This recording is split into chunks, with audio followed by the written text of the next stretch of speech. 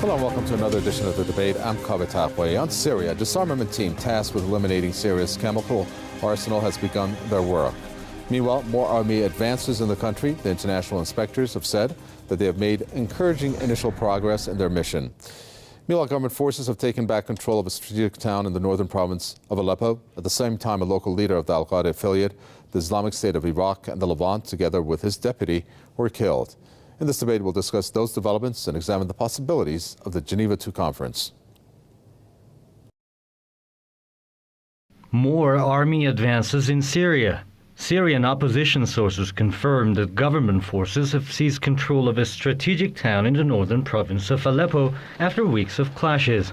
They say dozens of people on both sides have been killed in the battle for Khanasr.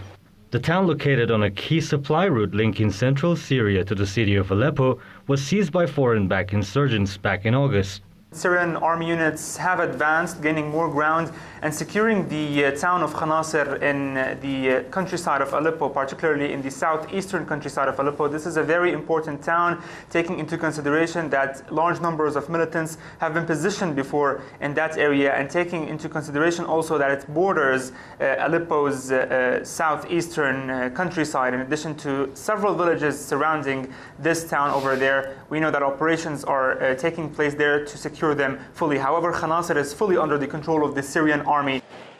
Syrian media have called the takeover a major development that opens the way to allow aid to reach the city of Aleppo. According to the so-called Syrian Observatory for Human Rights, insurgents too have made gains in the south of the country. Foreign-backed militants are said to have seized the village of Bakar in Daraa province. Meanwhile, opposition sources also say a statement signed by 6 of Syria's main militant groups has called for an end to infighting between rival insurgents. The statement calls for a ceasefire between Al-Qaeda-linked group Islamic State in Syria and the Levant, also known as ISIL, and the rival Northern Storm Battalion. The ISIL has been urged to withdraw its forces from positions they seized from the rival group near the Turkish border. The ISIL recently drove the Northern Storm Brigade out of the town of Azaz, about 5 kilometers from the border with Turkey. Fierce fighting has also been reported in the countryside of the western port city of Latakia. An ISIL leader and his deputy were among dozens of foreign-backed militants killed in the army operation there. According to an official source in the Syrian government who confirmed that the Syrian army also killed the leader of the so-called Islamic State of Iraq and Al-Sham, the Levant ISIS branch in Latakia countryside, particularly in Khan al-Joz village. This is, of course, Latakia countryside is a mountainous area. It is a very difficult area to fight in. However, clashes does continue over there between the Syrian army units and Qaeda-linked insurgents like the Islamic State of Iraq and the Levant. Not only the leader of that ISIS there was killed, also his deputy over there, who is a Saudi, was killed. The conflict in Syria, which is in its 3rd year, has recently become even more complex, with militant groups turning their guns on one another. Turf wars and retaliatory killings have evolved into ferocious battles between the foreign-backed insurgents, which have effectively become a war within another war in Syria's north and east.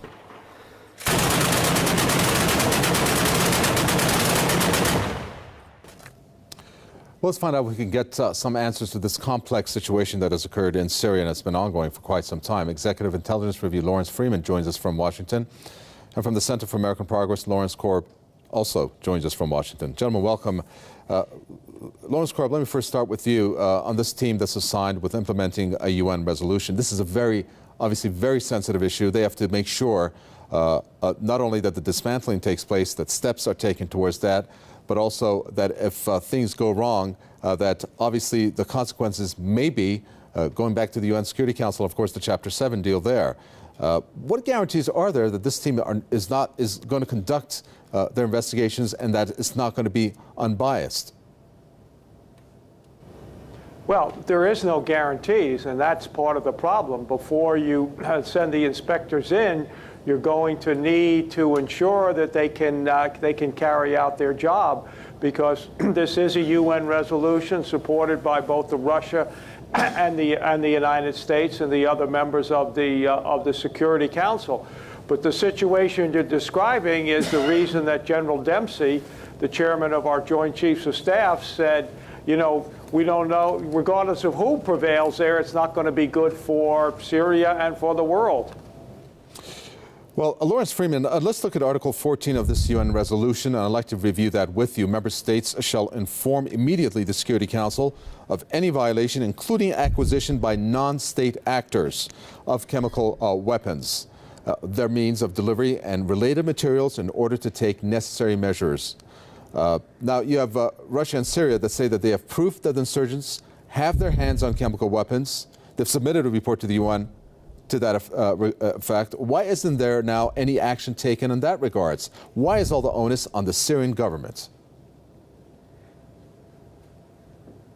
Well, I think what you've seen is that the Russians have, for a long period of time, been calling for an investigation of a chemical attack that took place in March of this year, and have presented the United Nations Security Council with evidence of 3 attacks by the opposition.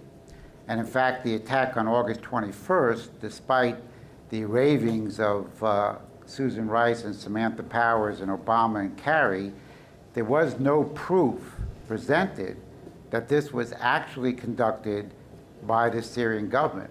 In fact, the reports that I've read show that the shells that were found were shells that went from Libyan arsenals that were given to the Libyans in 1970s, and that the Syrian opposition has. So there has to be a fair investigation, and I think the Iranians and the Russians have both introduced that amendment you mentioned to ensure that opposition forces are investigated for the use of chemical weapons. I think this is a very important step forward, that we're going to have this investigation, that we have the inspection teams there, and there's now discussion of a serious negotiation which would not include as a precondition the removal of President Assad.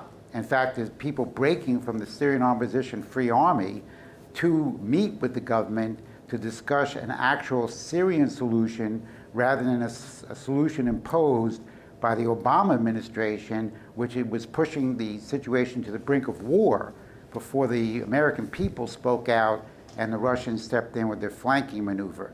So now we're at least on a better course than we were 3 or 4 weeks ago. Well, we are on a better course, so to speak. If this threat of war, however, still looms, that is not a really positive development. But let's say that, Lawrence Corp, there is proof, UN inspectors or the inspectors from the Chemical Prohibition Committee, or the right terminology there I don't have right now, that they prove that the insurgents have their hands on chemical weapons. What type of action will be taken?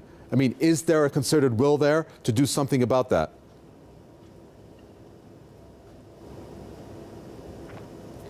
Well, you've got to remember that the UN resolution deals with the fact that we have to get rid of all of the chemical weapons in Syria.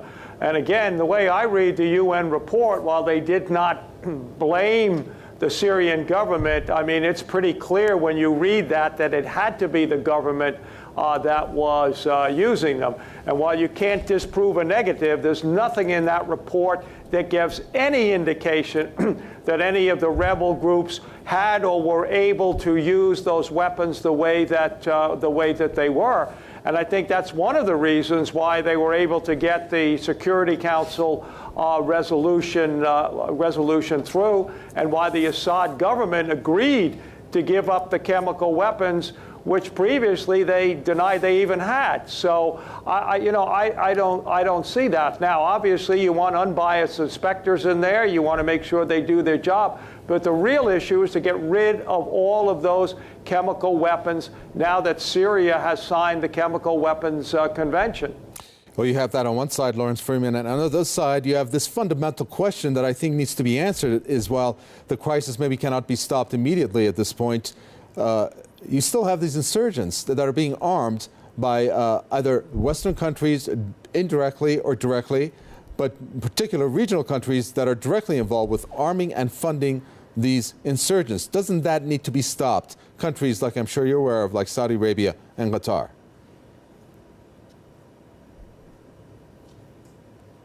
Is this for me? Yes. Well, you can see the reaction of the Saudis already. They They are very upset. They are very upset. They are now fuming and furious at the Obama administration for going ahead and working out this agreement with the UN and for discussing a possible Geneva II conference. You've had Saudi Arabia has been arming, training, providing money for al-Qaeda and these insurgents to overthrow the government of Assad. Whatever you think about the government, we should not be in the business of overthrowing